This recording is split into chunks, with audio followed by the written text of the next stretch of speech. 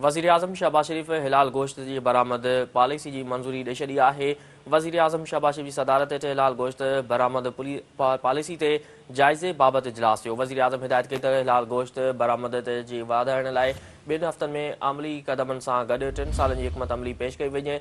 वज़ीर आज़म शहबाज शरीफ़ चयो त पाकिस्तान जी हिलाल गोश्त जे बरामद मार्केट खे वधाइण लाइ क़ाइमु कयल कमेटी खे तजवीज़ूं पेश करणु घुरिजनि। संदसि चवणु हो त आलमी मयारनि मुताबिक़ ऐं इलाइक़ाई पैदावार वधाइण लाइ ख़ासि क़दम खंया वञनि। मां खे आगाह करे रहिया आहियूं अहम ख़बर जे हवाले सां त वज़ीर आज़म शहबाज शरीफ़ हिलाल गोश्त जी बरामद पॉलिसी जी मंज़ूरी ॾेई छॾी आहे।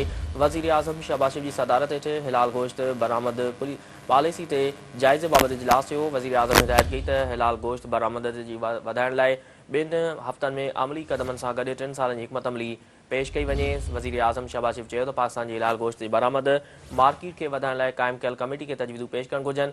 संदसि चवणु आहे त आलमी मयारनि मुताबिक़ ऐं इलाइक़ाई पैदावार वधाइण लाइ ख़ासि क़दम खंया वञनि।